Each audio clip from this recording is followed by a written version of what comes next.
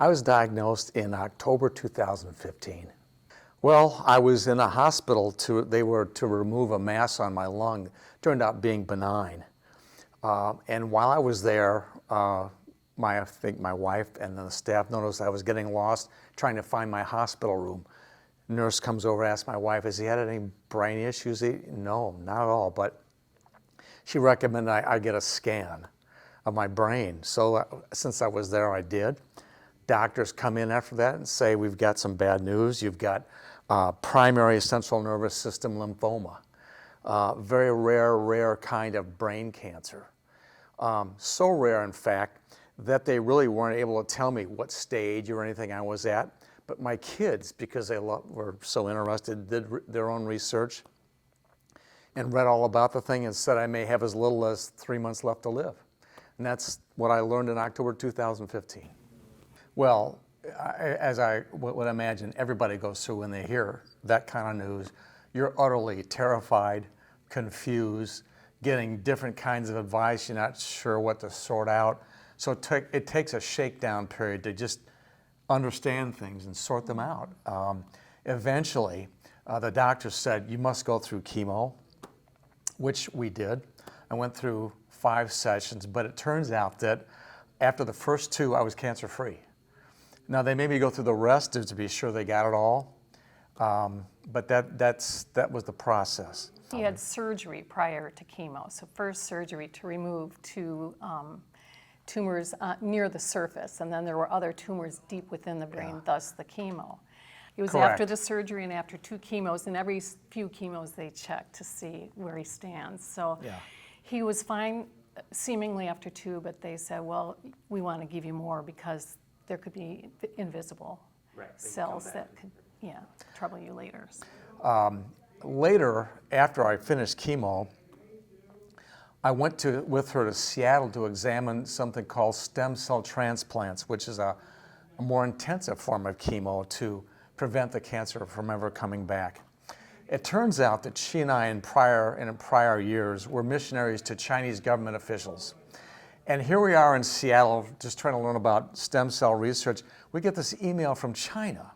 And a friend from China that we had in our ministry writes and says, you know, I heard about your cancer. I had cancer. You ought to see this video series about the truth about cancer. So we're killing almost 10 days in this examination of stem cell transplants. So we watched the video. After the 3rd session, we're sitting in Seattle. We looked at each other and said, we're going home. We just went home. And we watched the whole series. We still do many of the disciplines on this series. And I've been cancer-free ever since. But we live with that video's contents. I start my day with a Budwig diet. I do the baking soda, SCACT, bounce on a tram, all this stuff, you know, and I give them credit. And the reason we love this information we're learning is because it really sets us up to keep cancer from coming back. Amen. We knew nothing ahead of time, so in your panic and 3 months to live potentially, you just zoom forward. And honestly, that would be my piece of advice to people is know before you get cancer or before your loved one gets cancer. Know the material you need to know. Amen. Know what you would do if that would happen, because when it hits, you're so thrown for a loop. It's mind-boggling, and you make choices you might not otherwise make. So, but we're cancer-free now, and they say with his cancer, up to usually within 1 or 2 years, the cancer comes back. This particular one, if it's going to, and in maybe 2 months, it'll be 2 years, and it's still cancer-free. So, and we're just going to keep doing what we're doing. That's what we're doing. We're sticking to it. Well, certainly we immediately changed our diet. High alkaline diet, low acid. That instantly changed. And go ahead. I was going to say, I think we kind of viewed it as, let's hit this from as many angles as possible. Especially because of the blood-brain barrier, I think that's how you say it, and not knowing what really breaks through to the actual brain.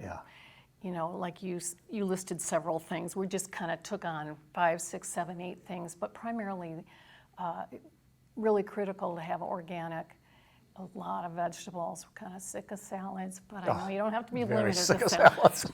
But there's other fun stuff out there too. Yeah. We're just still learning. But that's also why we're here, because there's always new stuff, and we just are in love with everything this thing's about, and we're just here to learn about more that we can do. I would say when you have brain cancer, after you get the cancer thing down and kind of start learning how to move forward and that new balancing act, there's an additional problem with cancer fallout.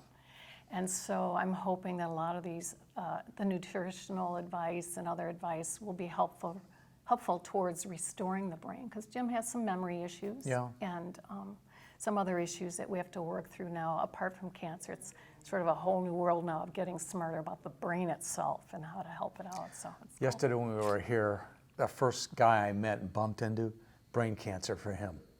What was fascinating is we have never compared notes with another brain cancer person, but when we did, the post-cancer stuff is identical.